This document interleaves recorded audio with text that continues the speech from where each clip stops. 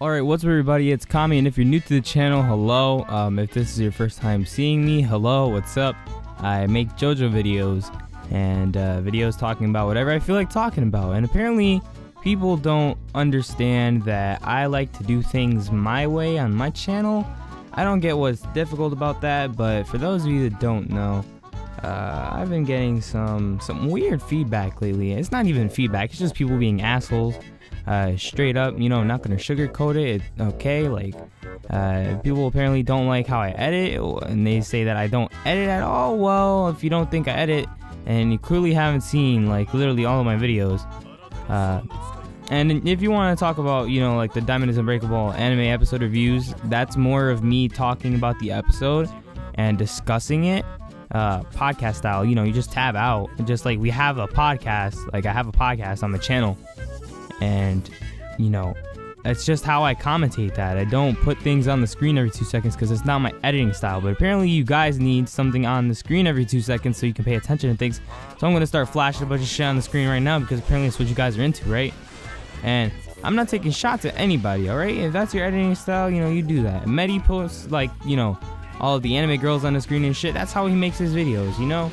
He does that. There's other people that do that too. There's other people that, you know, just always have something going on. I have the gameplay, you know, for a bonus visual effect, because Eyes of Heaven looks good. It's the easiest, you know, JoJo game to record, and there's only really like 3 JoJo games that'll look good if I record them.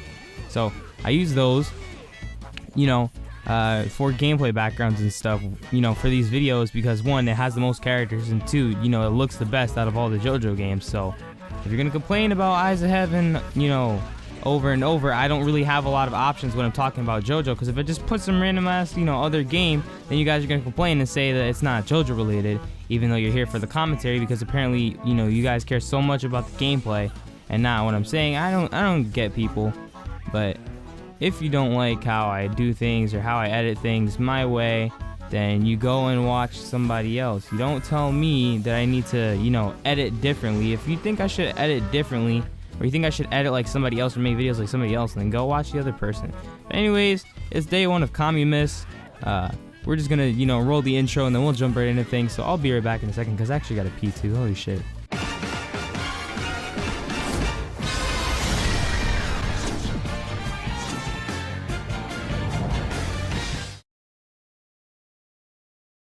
Alright, so for today's topic of Kamimas, we have our favorite JoJos. Now I'm talking about, you know, our Joestars, our main characters, our, you know, protagonists of every part, which you can argue about who's the protagonist in a couple parts here and there.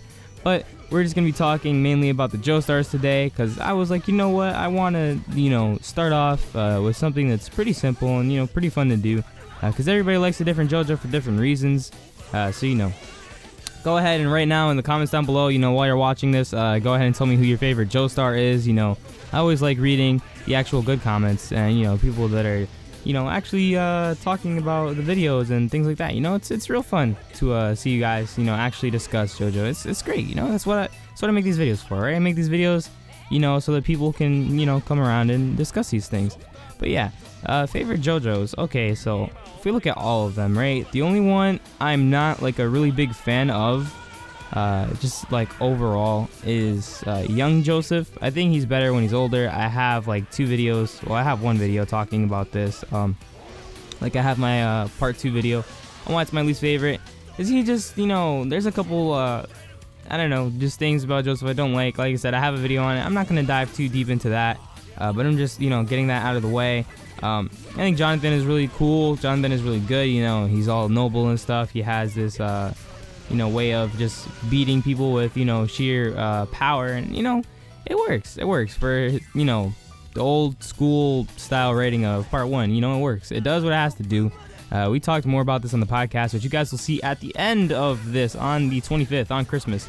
Yeah, it's gonna be the last day of Kamimas, right? The podcast. It's gonna be great. Moving away from Jonathan, though, I guess Joestar is pretty cool. He's definitely not my favorite JoJo, right? You know, like, just gonna throw that out there right now, so you guys don't, you know, take that the wrong way and think, oh, I'm saying Joestar is my favorite. No, I don't think Joestar is necessarily bad, although I do think that for being a main JoJo in part 3, he doesn't necessarily fill the main character role at times.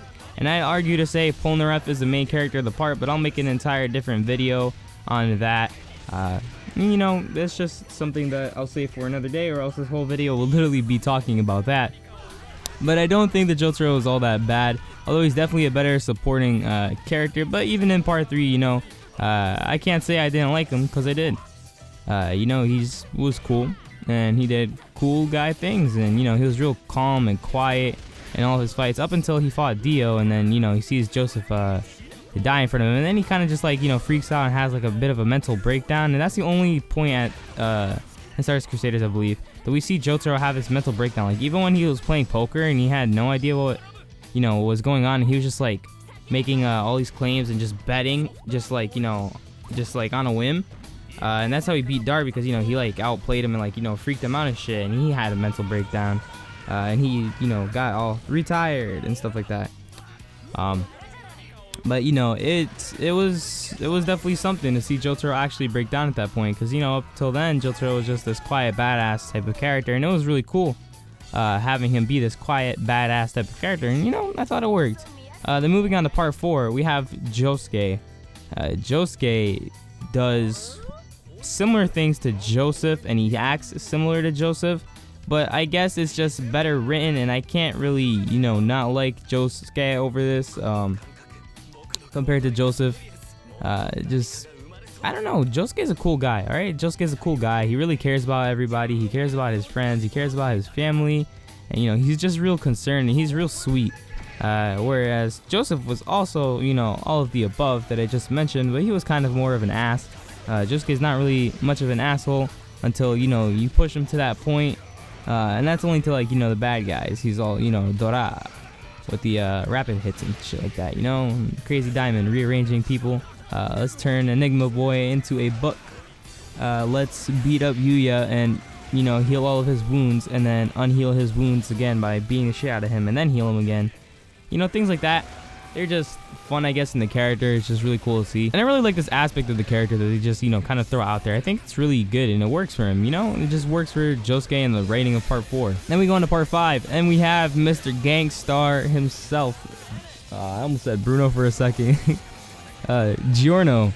Giorno's not necessarily my favorite when it comes to being just a main character, but I definitely don't think he's that bad overall, like I initially did when I first started part 5, and I'm pretty sure I've talked about this before, and I talked about this on the podcast actually, now that I remember. But you know, I didn't like Giorno as much at first, and I thought he was a little weird, and you know, him being all quiet and shit, it kind of just like threw me off, because I was expecting, oh, he's a son of Dio, maybe he's gonna be more like Dio, and then I just, you know, read more and I understood, and I learned that he's not meant to be, you know, just like a Dio copy, and it works. It's fine for the character. And you know, it kind of just reminds me of the Joseph-Josuke relation, where, you know, that's his father, and he does similar things, and he, you know, acts similarly, but he's his own character. He's himself, and he has his own identity, and I love that the most. And then we have Jolene. Now, if you guys saw the waifu videos, you guys know Jolene is like, you know, my #1 waifu. But all waifu shit aside, I really liked Jolene a lot. I like how she uses Stone Free throughout part 6. I think it's amazing. Her character development from start to finish is just amazing. The way she goes from not liking Jotaro one bit to understanding, you know, why he was the way he was, and, you know, wanting to keep her safe from things, and then them finally, you know, getting along again and having this father-daughter relationship. It was really cool, you know. I was happy to see that. Definitely brought a tear or two to my eye. You know, I was excited. But I really liked how Jolene interacted with everybody around her. I liked how even in her, you know, dying breath, she tried her best to help out, you know, Emporio when they were the only two people that were left alive at Cape Canaveral, and they were fighting Pucci. You know, she didn't even, you know, she knew she was gonna die. She accepted it, and she stood in front of Pucci and attacked him one last time while Emporio was trying to swim away on the dolphin and, you know, escape. And I really do appreciate this about her, because, you know, she was fearless. Like, even in these moments that she knows she's going to die, she doesn't have any other options other than to, you know, just stand there and fight back. That's exactly what she does, and it kind of reminds me of, you know, Jotaro in the sense of, again, her being his daughter and having this, you know, connection to that character. She kind of acts like him at times. She has her badass one-liners. She's quiet at times, you know, but Jolene is goofy. She's like a normal teenage girl, and that's probably the thing I like the most about her character, is the writing feels so natural and it just works. And I like part 6 a lot. Some people don't. That's cool. It's cool. I like it. Moving on to the next spot, we have my favorite JoJo, I'd say, at least as of right now. Well, I always like jump between this one and the next one. But we have Johnny Joestar, Mr. Crippled Guy riding the horse that shoots his nails. He's the paraplegic that's told by Jesus Christ that he has to shoot the president. So he shoots himself and then moves his hand on a dimensional warp hole going through the ground to pull his finger out and then shoot nails. And part 7 is really fun. Alright, part 7 is really fun. Part 7 is really weird. I made a video talking about Tuscan stuff when I explained Spin in a video with Caleb, so you guys can go check that out on my channel if you guys want some more Johnny talk from me. I'll definitely get around to talking more about Johnny probably when we get around to doing Steel Ball Run in the podcast, which might be soon. It depends on what you guys request of the podcast. Of course, like I always say, it's always up to you guys what we do next. We just like talking about things, and you guys apparently like hearing us talk about it. So thank you guys for all of that, and thank you for all of the support from everybody up till this point. But going back to Johnny, at first I did not like Johnny. I thought Johnny was just some whiny crybaby guy, and I didn't like him. And I was more of a Gyro fan, and I'd argue and still say I like Gyro more. But they're both well-written characters. It's just once we got to True Man's World, and Gyro had his last bit of character development, the whole, I guess, tone of the story kind of shifted towards Johnny. And that's when he became more of the main character figure at this point, because before that, Gyro was pretty much the main character. Because if you guys don't know, originally Araki was writing Steel Ball Run, and it wasn't JoJo, and then it became JoJo.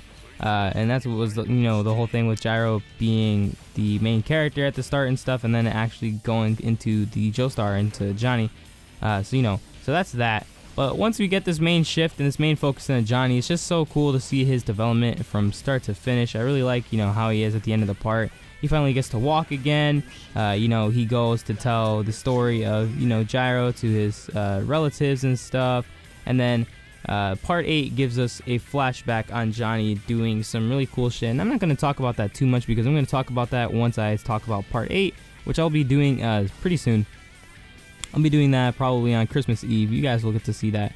But, Johnny was really great. I love that they gave him this flashback in JoJo Leon. It just made me appreciate him more. He was just a really good guy, and he was a really good character, well written. I definitely, like I said, didn't like him at first, but then he definitely got better. And I said definitely like 4 times in a row there, but that's because I'm just really sure on my personal thoughts. I think Johnny's great. And like I said, he's either my favorite, or he's not my favorite, or he's my favorite, or he's not my favorite. I kind of just jump between him and Josuke every day, and we're going to talk about that now. Alright, so like I was mentioning a second ago, because, interruptions happen and noises are going on outside, and this was a bad time to record. I should have recorded early. But Josuke in part 8, alright, Gappy. That's what we have him nicknamed, Gappy. This guy is the fusion between 2 people, alright? He's a fusion between Josefumi and Kira. So he's pretty much Kira's, body merged with Josefumi's body, hence them finding Kira's body, dead and withered out in the ocean. His body is gone. This happens because of the rock fruit, or the Rokakaka, which is one of the key plot points as of right now for JoJo Leon, because we know that there's this rock people disease, and people just start turning into rocks and stuff like that. And there's a bunch of rock men, which are kind of like pillar men, I guess, in a way. And just a bunch of crazy shit. Like part 8 is really crazy and bizarre, and it's amazing. I love part 8. Part 8 is amazing. It's great. But we have these Rokakakas, and given their situation at the time, they're trying to take the Rokakaka to heal themselves. And then the way the Rokakaka works is that when you give it to somebody, there's an equal exchange, and bada bing, bada boom, the 2 fuse and become 1. And that's how we get who is known as Gappy. And as of the most recent set of chapters, he's discovered that he's this mix of 2 people. He's regained his memories for both. He's regained feelings from both.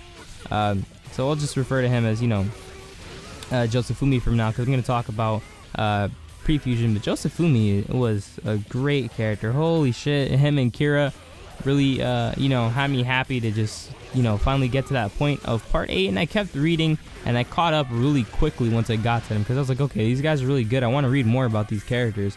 And I really like the way they're just written. I think Joseph is the best JoJo character, hands down. You know, even like after Fusion, speaking about, you know, Gappy, I think he's the best JoJo as of right now. And Part 8 is pretty much at, I'd say it's halfway point in the story right now. So that's why I'm, you know, since I'm caught up also, but I'm kind of talking more about it. And I guess I have a way of putting it into, you know, my favorite characters, my favorite parts list, which tomorrow I'll talk about my favorite JoJo parts. Today I was just talking about my favorite JoJo. I had fun doing this, you know, kind of laid back, I guess, little discussion video where I get to sit down and talk to you guys, you know, about JoJo, and that's really what I'm here for. So if you guys enjoyed the video, go ahead and feel free to leave a like. If you're new to the channel, go ahead and feel free to subscribe. Like always, you know, comment down below who your favorite Joestar is. I'm interested in, you know, reading some of your guys' comments on who your favorite Joestar is and why. And thank you guys for watching, and I'll see you guys next time. Peace.